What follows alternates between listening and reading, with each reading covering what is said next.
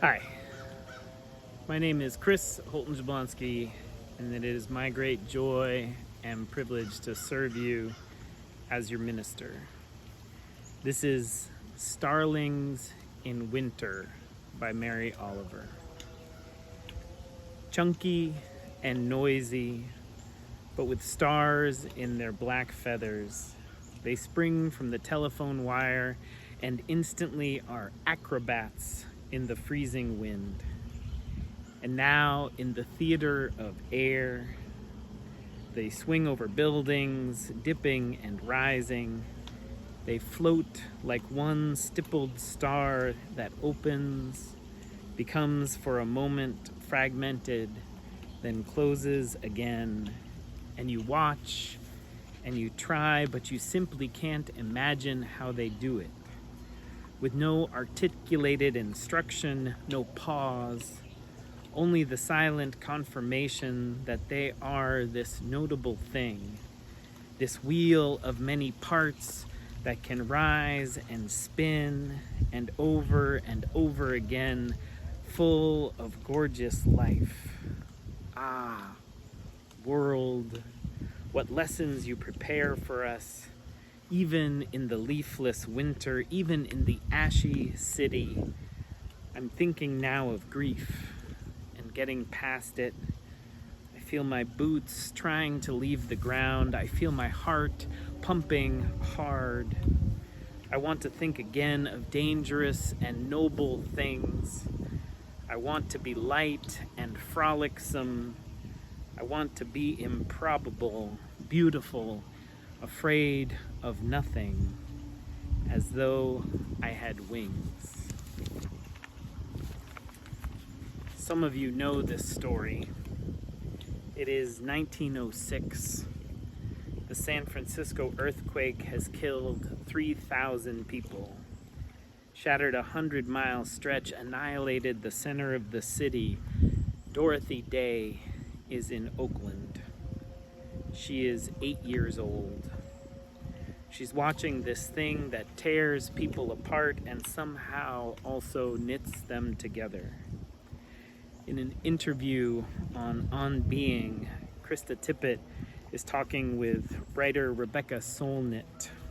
She says, "The earthquake becomes a spiritual awakening for Day, and a template for the person she wants to be for all that she pursues in life. Day sees the disaster and people coming together and asks, why can't we live like this all the time? She creates the Catholic Worker to combat the ongoing disaster of poverty, to bring people together in community, to build on that initial connection she saw so many years ago. Right now, for us, the earth is shaking. The foundation of all we know is shaking. We are waking up to our connectedness and the very real and frightening ramifications of that connectedness.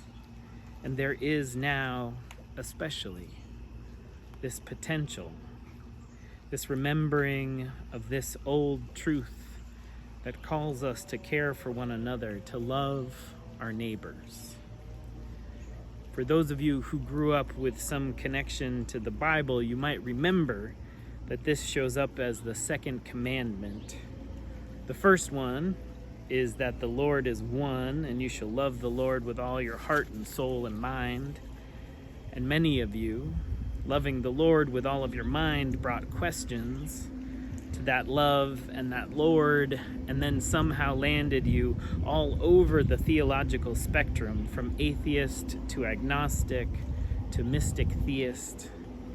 And this is one of the great beauties of Unitarian Universalism, this theological diversity.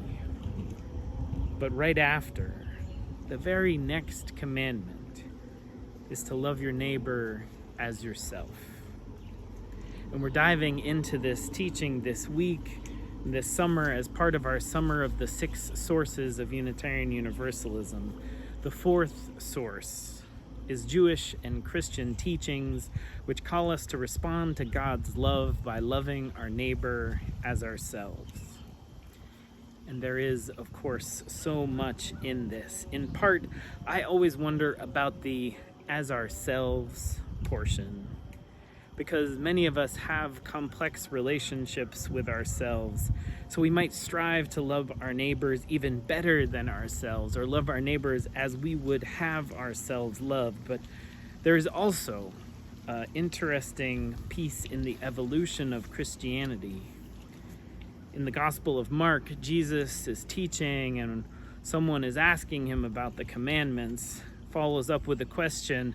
So you've stated, they say, that God is one and that there's no other but him, and to love him with all our heart and understanding, with all of our strength, and to love our neighbor as ourselves, which is more important than all the burnt offerings and sacrifices. And that last part is a big deal. The idea that how we treat one another, how we love one another, that this is more important than ritual sacrifices, than bringing goats and sheep to the temple to be burnt and left there for the priests.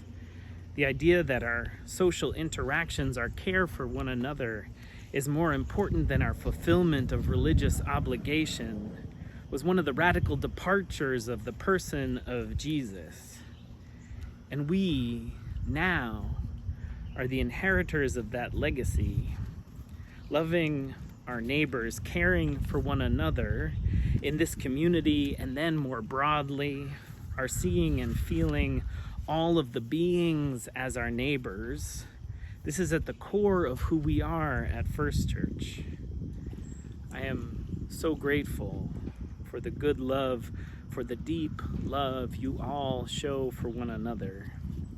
As soon as we know there is a need, we swoop in and serve. You show up for one another over and over again.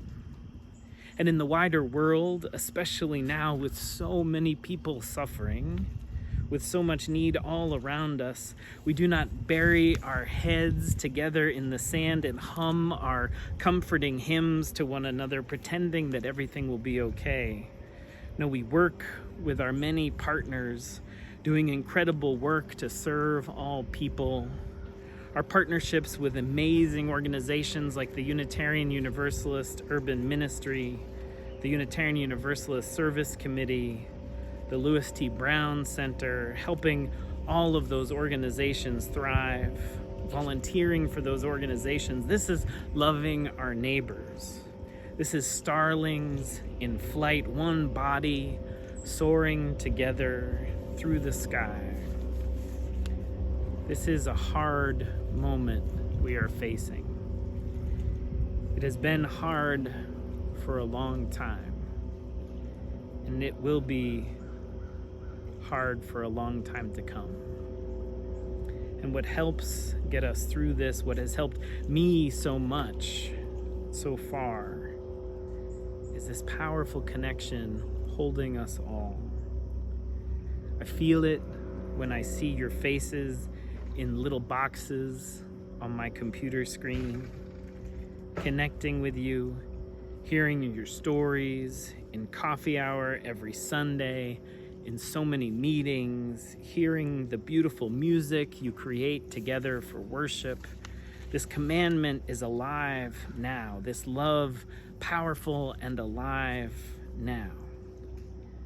It is my prayer for you all in these coming months that you feel it, that you feel held and loved, that you dive in, that you ask, what is love for neighbor calling me to do? Is it volunteering for our You the Vote efforts? Is it helping with our Black Lives Matter sign project?